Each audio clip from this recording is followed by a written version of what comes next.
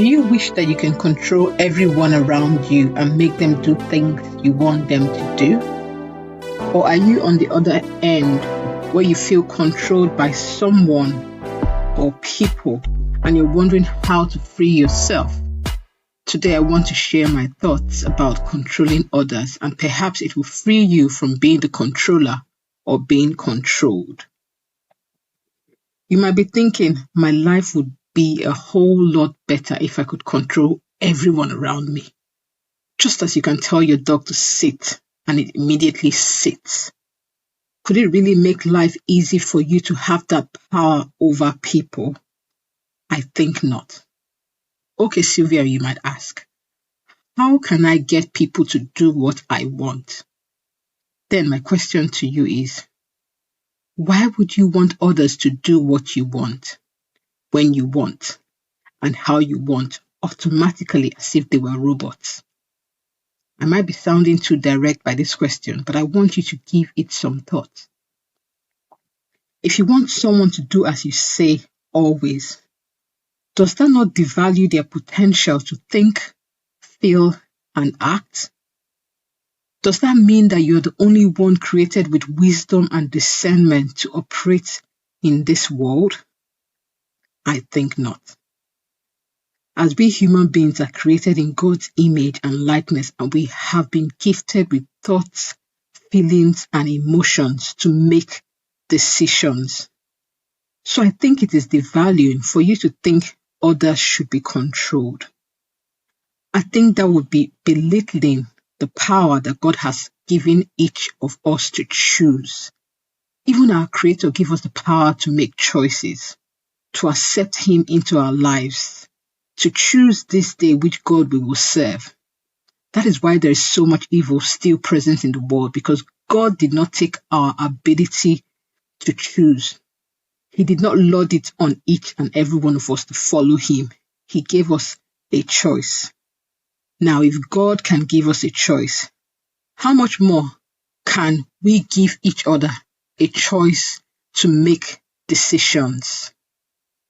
There is one key thing we all need to give each other instead of controlling. Now, let me tell you this story first. We were taking a walk with my then little daughter, and she really wanted to lead the walk and tell us where to go, but we didn't yield to her request at first. She felt frustrated. I knew she didn't know much about where the roads led, but she really wanted to do it. So in order to let her choose the path we would take, I had to give her information. I told her where each of the roads led to and how long it would take us to walk back home and what we would see on each road.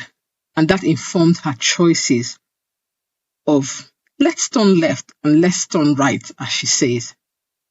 She was only little, but she felt empowered that she could make decisions that we could rely on to lead us home, and she enjoyed the walk. So I guess you could already tell from the story what the key thing is: information. Instead of controlling others, give them information that will lead them to make an informed decision, and at the same time they can embrace the consequences, if any, of their decisions. When you provide information and knowledge to others, you equip them from the inside, empower them and build character in them. But when you control people to do what you say, you are only causing a temporary change in them. Yes, you will get exactly what you want from them, but you have not equipped them in any way.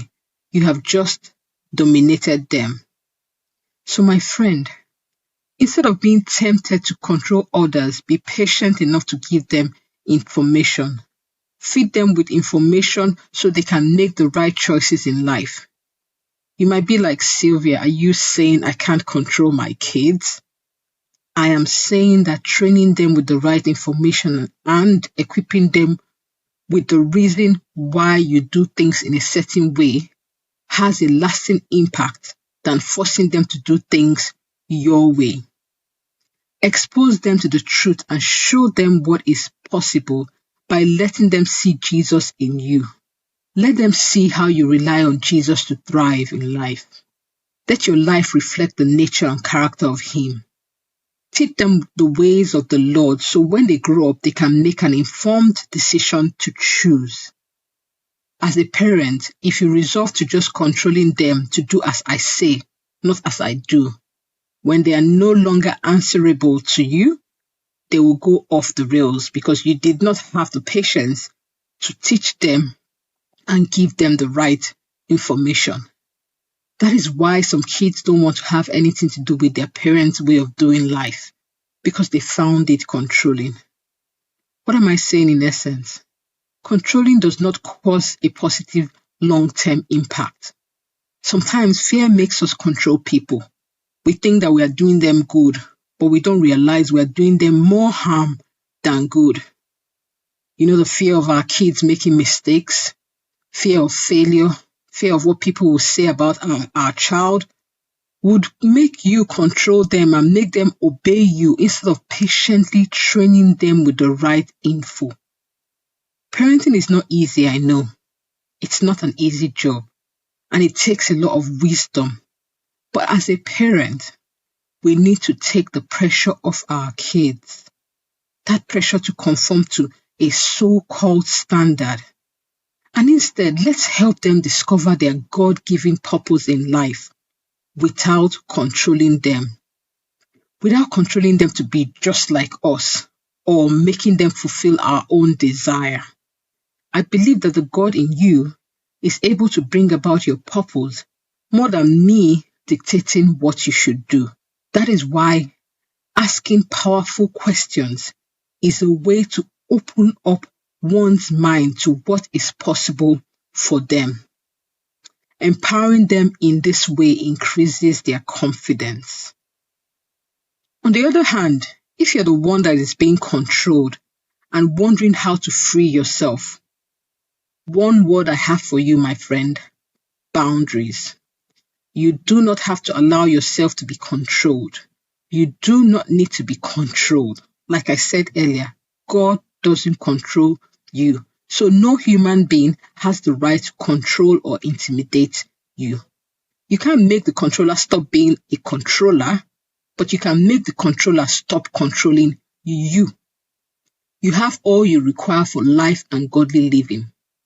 You are a living, breathing, thinking, and feeling being. Don't delegate your thinking, feeling, and action to someone else to intimidate and control. You are a worthy human being as much as anyone else. Know your worth and set boundaries for yourself. To learn more about boundaries, listen to my podcast on boundaries. Until next time, my friend, it's your host, Sylvia Wonkolo, reminding you to keep winning, shining, thriving. God bless.